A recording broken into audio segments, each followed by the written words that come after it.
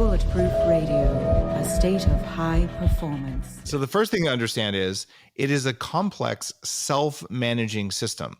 Your whole body is, in fact, the entire planet is one of those things. Mm-hmm. So that's why when I started this definition, change the environment around you and inside of you to have full control of your own biology. That's the definition of biohacking. Yeah. So we have, wizards of poop. I don't know. Wizards have got bacteria on here. But there's a lot we don't know. So what we're doing here is recognizing that this system is mostly a black box. Yeah. And as a hacker, a black box is a system and you don't know what's in there because you're trying to break in. So all you can do is like push on it and send a signal and see what comes out. And eventually you realize if I do these 5 things, even if I don't know the guts, it'll do what I want it to do.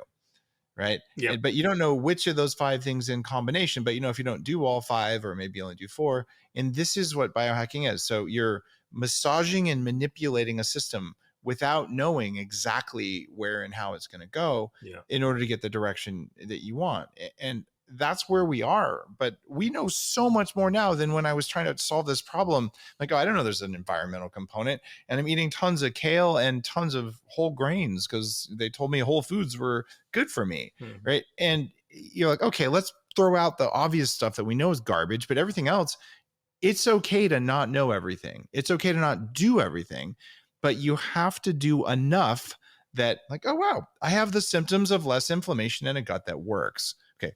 What are those symptoms and how do I measure them? Yeah. So the biggest things for people is really their daily, kind of how they feel in their digestive system, right? So people have gotten very accustomed to the idea that discomfort in the digestive tract is normal, right? So they're like, I'm fine. I get some bloat. I get a little loose bowel here and there. I get cramping, but that's normal. That's just how my gut has always been. And one of the things that I want people to really understand is that you don't have to feel that way, right? And of course, you have one big night, you're going to go out and party and drink and hang out. Yes, you might feel that way.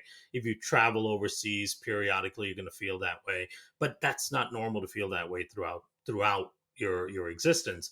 Also, things like energy levels, ability to sleep, right? Rashes that pop up on your skin, sensitivity to things like your environmental allergies, food sensitivities. All of these things are a symptom of all of this dysfunction and inflammation going on in your gut. And one big one is anxiety and lack of stress management, because the gut is really the core of the HPA activation cycle. Right. So that's the stress management cycle that we have within the system. So all of these things put together should dictate to you that, okay, something at the core is going wrong. And even though these are some of the things I feel and they're not that severe, this is the same pathology that leads to long-term significant issues.